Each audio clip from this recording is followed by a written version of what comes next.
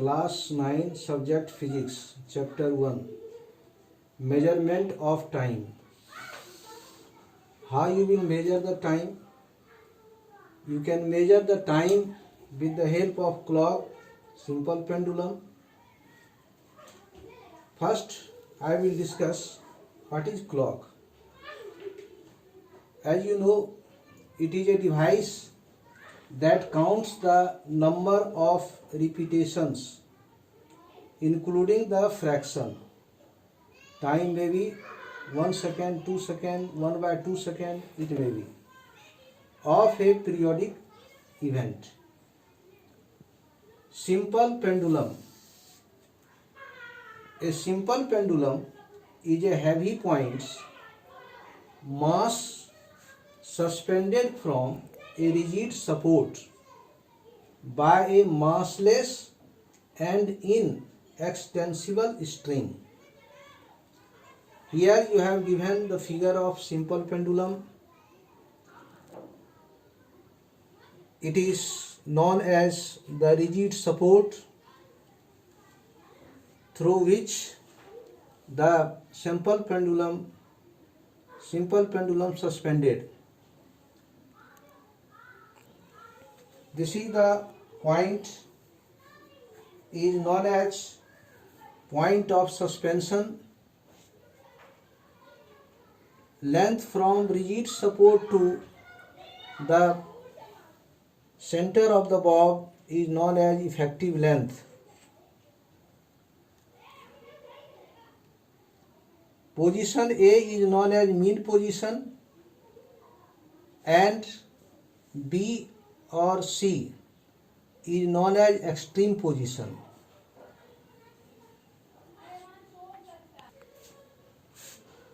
It is given you a simple pendulum. It is rigid support, point of suspension where the simple pendulum suspended, effective length from rigid support to the bob, center position of the bob A, and C or B is the extreme position of the bob. Some terms related to simple pendulum. First, periodic motion. What is periodic motion? What do you understand by periodic motion? A motion which repeats itself after equal interval of time is called periodic motion. Equal interval from A to B and B to C and C to A. Equal interval it travel, that is known as periodic motion. Oscillation or vibration. A body is said to be vibrate or oscillate when it moves to and fro.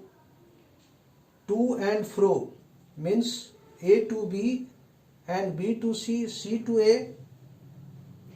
To and fro, yani back and forth about a fixed position, fixed point, which is called mean position. Here is the fixed point along which the pendulum rests, become rest position. It is known as mean position. One complete oscillation. Here the motion of a vibrating body from its mean position to an extreme position, back to the other extreme position, and then to mean position constitutes one vibration or oscillation. Here A is the mean position, A to extreme position B, and again return B to C and then C to A. It is known as one complete oscillation. time period, the time taken by vibrating body to complete one vibration or oscillation is called time period. It is denoted by capital letter T, time period, and time is denoted by S. Now, frequency. What do you understand by frequency?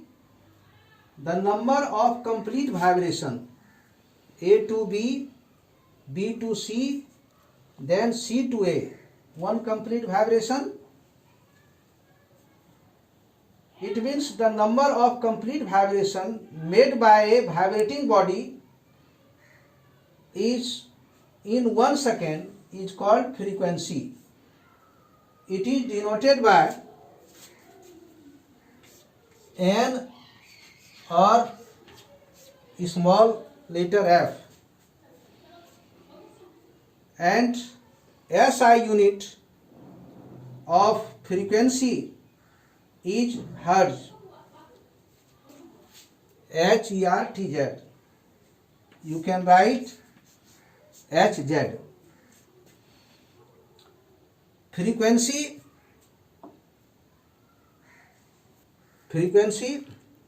F is equal to 1 by time period, or T is equal to 1 by F. Time period and frequency are reciprocal to each other. It means T is equal to 1 by F. It is reciprocal. Next point, amplitude. The maximum displacement.